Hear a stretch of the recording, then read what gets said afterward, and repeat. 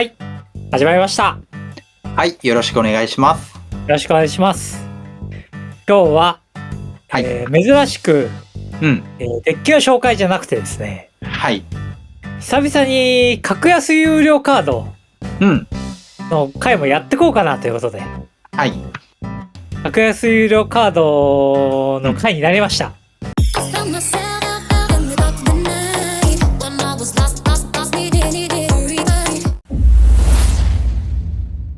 今日は好奇心編ということになります。はい、好奇心。もうカード名ですね。カード名です。はい。まず好奇心というカードはい。ご説明させていただきたいんですが、はい。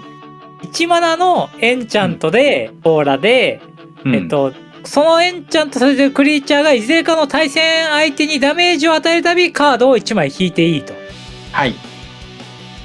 まあ、よくありますのが、パルニブミゼットはい。というインスタント操作に唱えると1点ダメージ飛ばすという。うん。まあ、他のニブビゼットとも相性いいんですよね、確か。そうですね。他のニブミゼット全般とほぼコンボで決まるという、うん。カードがこの好奇心というカードなんですが、はい。まあ、上の卓でも使えますし、うん。下の卓でも使うと思うんですよ。まあ、本当に殴ったらワンドローっていう、まあ、かなり一般的なカードの1枚といえば1枚ですよね。そうですね。殴ったらワンドローがつくということで。まあ、ダメージ与えないといけないから、殴ったらよりちょっとレベルが高いといえば高いけど、好奇心はダメージの発生源が戦闘ダメージに限られてないんですよね。限られてないんですよ。うん。テムみたいなやつでもいけると。はい。だからニブビレットと相性いいと。そうなんですよね。うんうん。っていうカードはい。を今日は、格安有料カードをご紹介したいなと。はい。いうことになります。はい。まず、トーナメントとかで、使えた実績があるカードなんですが、執着的探訪という。はい、執着的探訪。はい。結構強いですよね、これ。はい、これ強いですね。1マナのエンチャントオーラで、11修正で、プレイヤーに戦闘ダメージを与えるとドローできると。はい。これは戦闘ダメージなんですが。はい。で、終了ステップの勝ちに攻撃してなかったら、そいつが攻撃してなかったら生贄に捧げなきゃいけないと。あ、そいつじゃないです。このターン、あなたがクリーチャーでアタックしてなかったら。あなたがクリーチャーでアタックしてなかったら、失礼しました。そう。なんで、このつけたクリーチャーがアタックしてるかどうかじゃなくて、別のクリーチャーがアタックしてるだけでも一応、作らなくて済みます。でも、まあ、カジュアル逃走者だったら、上の卓でもですけど、攻撃はするじゃないですか。まあ、そうですね。だから、これが入ってて、そう、これが入ってて攻撃しないなんてことはないですね。ないと思いますよ。はい。だから、まあ、確実なドロー源としていいっていうことになりますよね。はい、そうですね。結構、青でも青のドロー源としてこれを使うことっていうのは多々ありますよね。まあ、青でアンブロがね、入ってるデッキなんかもあったりするんで、まあそういったのと相性はいいですね。僕がよく言うカササギってやつですよね。カササギドロスの、そうですね。はい。カササギすればいいじゃんってよく言ってるのはこういうことなんですが。次のカード行かせていただくんですが。はい。次は戦闘研究。これもだいぶお安いです。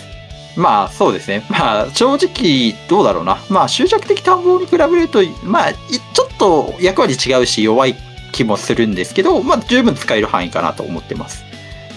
でも11修正で、普通に戦闘ダメージ与えたら1枚カード引くですよ。で5法1が続いてるんだけど、それは伝説でないといけないと。5法1は偉いかもしれないですよ。はい。これ系ですね。この好奇心系と言われるカード、これお安くなってますんで、でドローも結構できますんで、他にも紹介したいんですが、あとは、2人組の見張り版、結婚する好奇心のカード、になってます。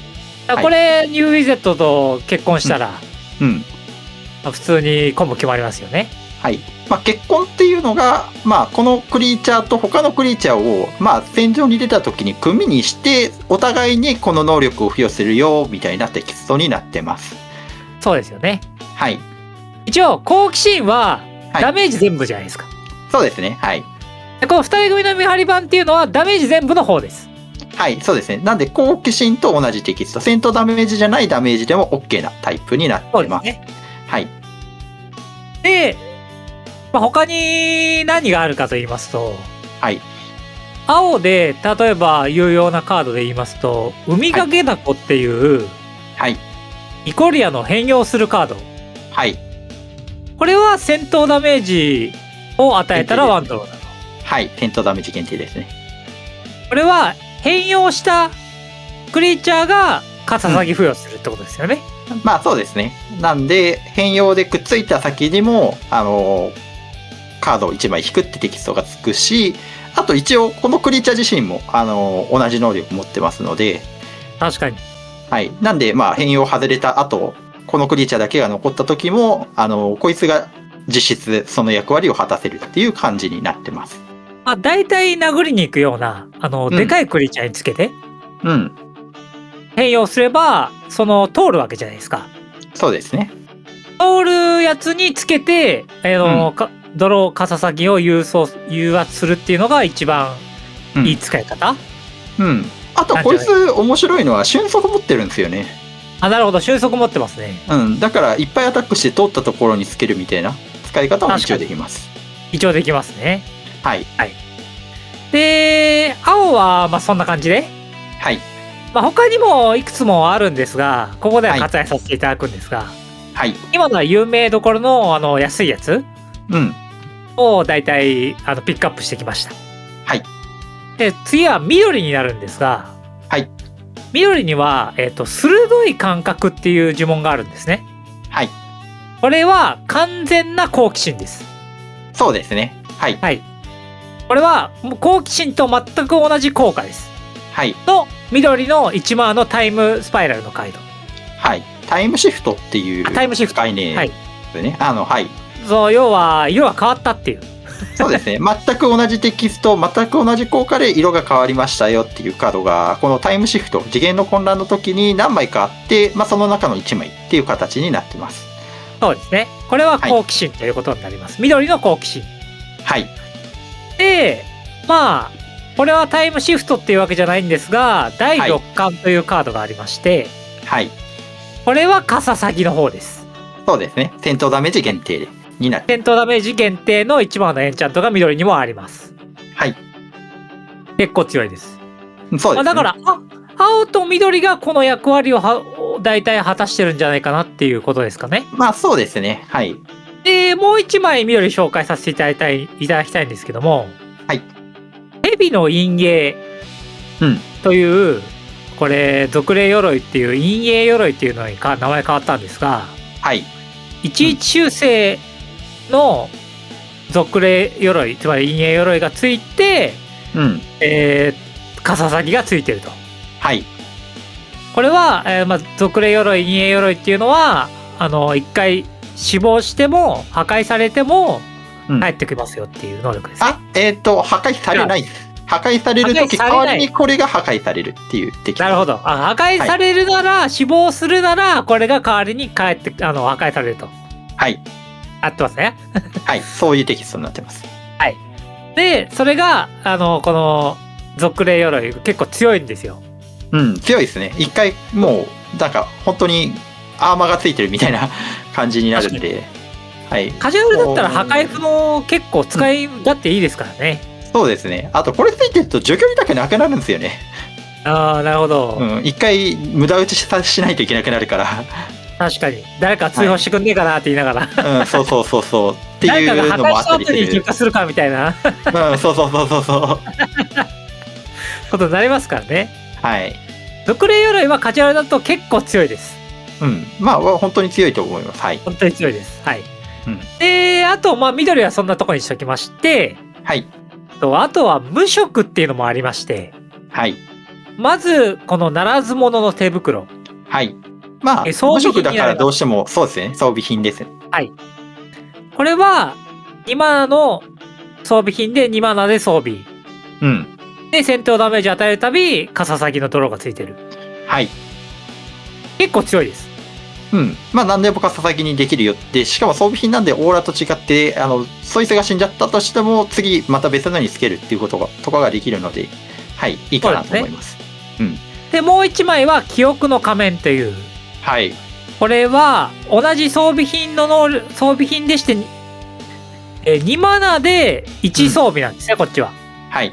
で、こっちはダメージを与えるたび2枚引いて1枚捨てる。はい。1枚お得です。そうですね。まあ見れるカードの枚数とかも含めると、まあ、かなりお得感はある。お得です。ならず者の手袋より一応強いのかな、純粋な考えだとね。はい。そうですね。大体この2枚を無色は安いとデッキだと入ってますね。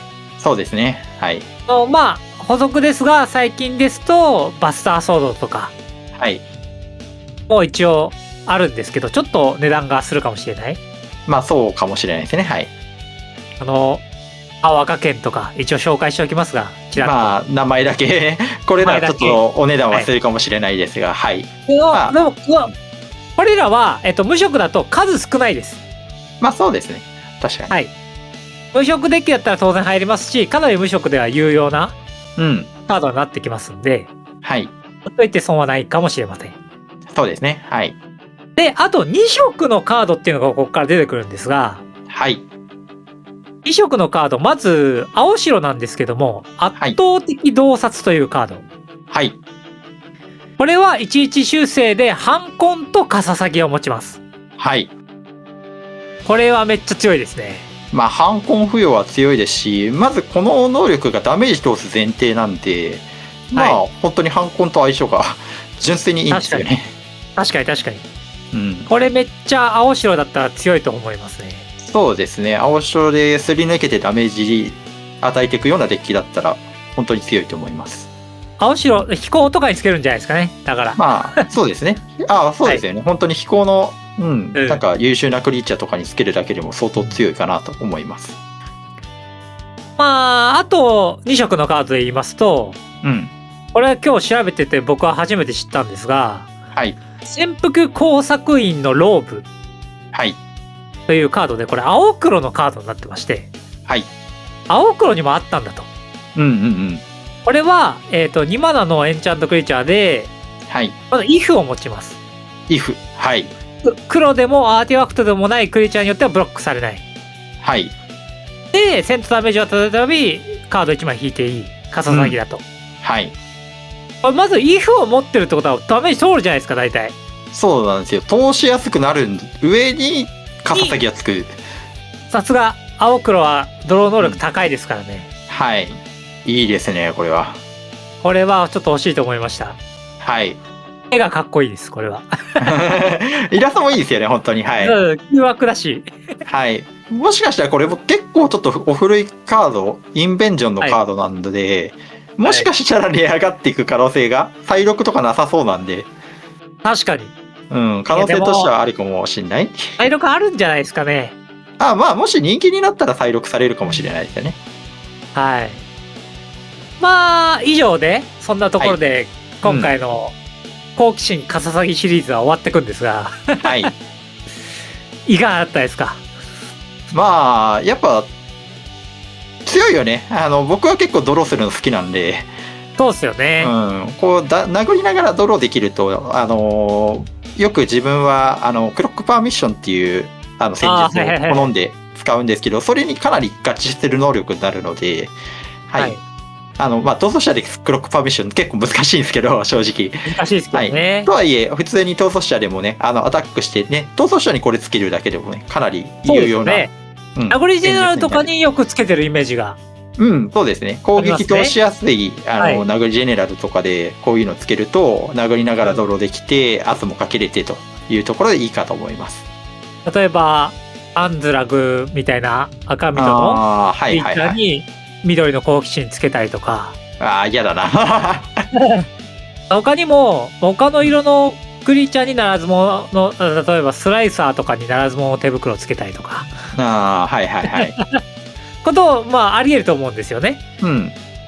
だから結構この好奇心系っていうのはすごいよく使うので、全部揃えておいて、別に持っといて、損ではありませんので。うん。としてはどうしても同じ役割のカードが複数必要になったりすることもあるので、そうですね。いいかなと思います。まあ、そんなところになります。はい。まあ、高評価、チャンネル登録よろしくお願いします。よろしくお願いします。あと、ハイプ大事ですんで、よろしくお願いします。はい、お願いします。あと、11月22日、GEDH というイベントが、北千住でありますんで、はい。これも多分ギリギリになってると思いますんで、はい。よかったらすぐ予約していただければ嬉しいです。はい、お願いします。まだ埋まってないと思います。まだ大丈夫だと思いますんで、よかったらご参加お願いします。はい、お願いします。今回の動画は以上になります。おしまい。